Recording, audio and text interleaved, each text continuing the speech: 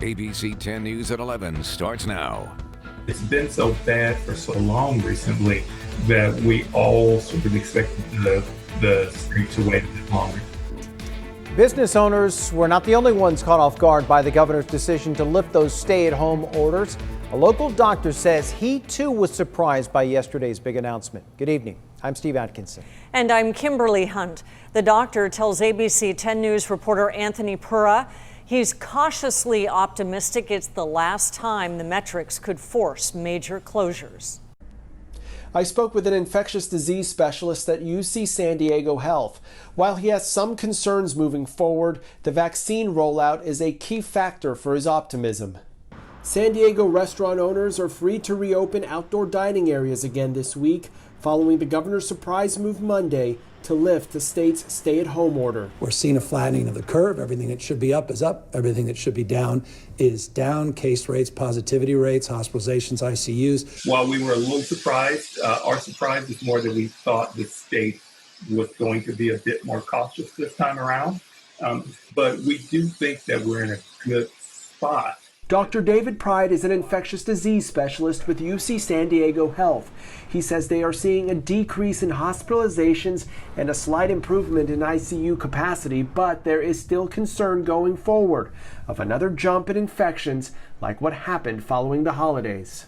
Our concern is that we will see the same sort of thing, an additional wave with things like the spring break holiday that are coming up. We're going to call back some staff, and then they'll come back, and then even they're skeptical. We're all very skeptical of the whole thing. Ben Clevenger is the San Diego Restaurant Association chapter president.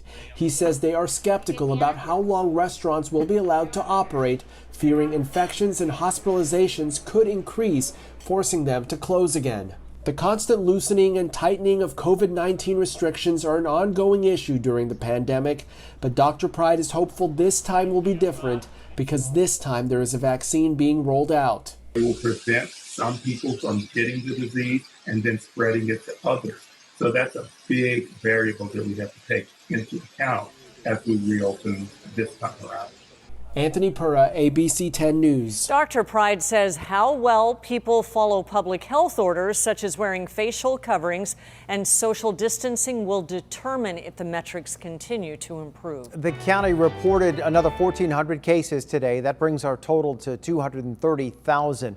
Another 46 people also have lost their lives to COVID, bringing that total to 2,400.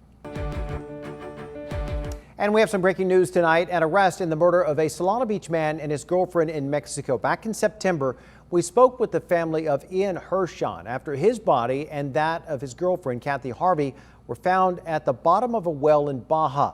Today, state agents said that they arrested a man that they are calling Emmanuel N. They sent us this mugshot. The agents say that Hershon and Harvey were each shot to death. No word yet on a motive. Yesterday was one of the worst days for the Chula Vista Fire Department that we've had in a very long time. 3 firefighters are home from the hospital tonight after they were injured in a fire in Chula Vista last night. A 4th firefighter is still recovering in the hospital with significant burns to his upper body. Our ABC 10 News reporter Laura Acevedo was at the scene last night and shows us that close call. The Chula Vista Firefighters Union president tells me the firefighters were able to make it out of the building on their own. And once they realized they were hurt, they were quickly rushed to the hospital.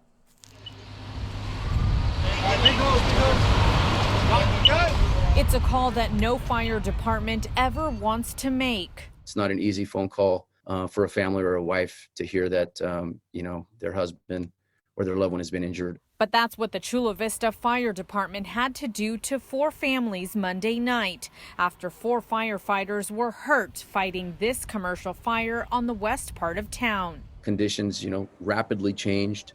Our folks felt a tremendous amount of heat, and they were overcome by the heat and the fire and forced them to retreat.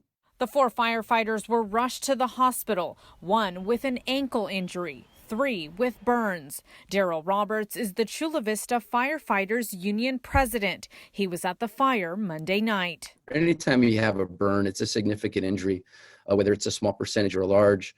it is life-changing. One firefighter is still in the hospital with second-degree burns to 20% of his upper body. Roberts credits a recent sales tax increase in Chula Vista for saving the firefighters' lives. We recently passed a measure that added the fourth firefighter to our fire engine. We firmly believe that helped save lives last night. Roberts says the firefighters have a long road to recovery, but are receiving peer support from the union, both physically and emotionally, knowing the outcome could have been much worse. We're very fortunate, and that's tough to say, knowing that we have, 4 firefighters that are off work for some time.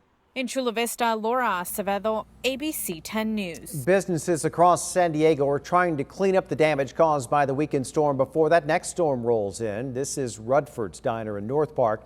Outdoor service there couldn't open today because of the mess from yesterday's wind. Last night, the tent originally started here, and the wind carried it kind of over some of our equipment, I would say a good 40 feet. Well, the owner tells us that damage will cost him about $7,000. There was also a big mess outside Point Loma Sports Club. They set up that large outdoor workout area as well with the tent. The general manager says the tent company will come back out tomorrow to do the repairs, and then they'll replace all the workout machines again. President Biden is detailing his plan to turn around the COVID pandemic in the U.S. He's vowing to buy an extra 100 million doses of both the Pfizer and Moderna vaccines for a total of 600 million, enough to vaccinate 300 million Americans by the end of summer. He's aiming for 10 million doses a week and then increasing from there. We'll ensure that states, tribes, and territories will now always have a reliable 3-week forecast on what the supply they're going to get, so they can carry out their plans to vaccinate as many people as possible. Meantime, health experts continue sounding the alarm about new variants popping up all over the country, including here in San Diego. They are believed to be more contagious and possibly more dangerous, but scientists say vaccines will likely protect against them. Senators have now been sworn in for the second impeachment trial of former President Donald Trump, which is set to begin next month. Today, 45 Senate Republicans backed a measure put forward by Senator Rand Paul to dismiss the trial as unconstitutional because Trump is no longer in office. Democrats insist the Constitution does not exempt a former president from impeachment. The theory that the Senate can't try former officials would amount to a constitutional get-out-of-jail-free card for any president who commits an impeachable offense. Just hours after swearing in all 100 senators, senior Democratic Senator Patrick Leahy, who will preside over the trial, was rushed to the hospital. Aides say that the senator was, quote, not feeling well, was taken to a local hospital for observation out of an abundance of caution. He is back home tonight. The La Mesa Police Department was criticized in a new audit of the night of the riots last May.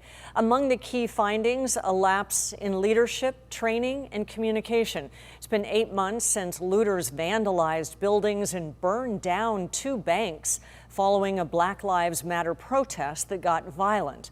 An audit by the firm Hilliard Hines found that officers had little experience in crowd control, and a decision to keep officers inside instead of engaging the protesters may have fueled their anger.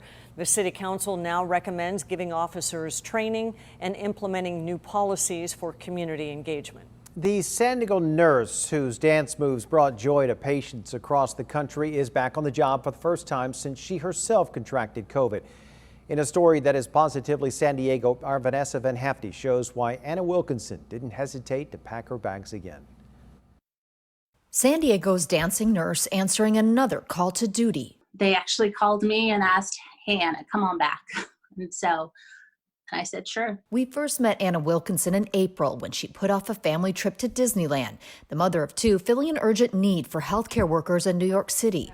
She won over hearts with her moves, dubbed the dancing nurse. She went to Texas in November and was just called back. I'm excited. I'm like, yay, I get to go back to work. I get to bring positivity, confidence. But she's returning as a COVID survivor.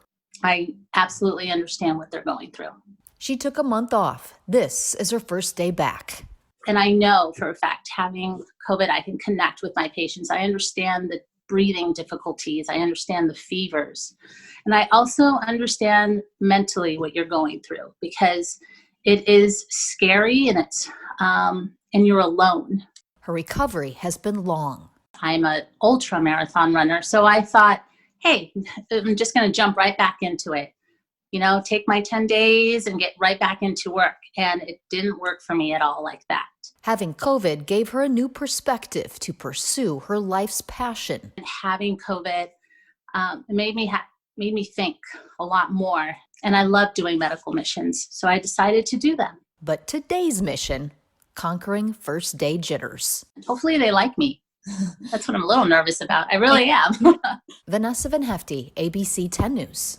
And it plans to stay in Texas for at least one more month, maybe more if needed. And every day, ABC 10 News is highlighting the good in each other and the stories that show our resilience and strength. If you have a story that is positively San Diego, send us an email at tips@10news.com. You can also join our ABC 10 News Positively Facebook group, where you can share your stories with other San Diegans.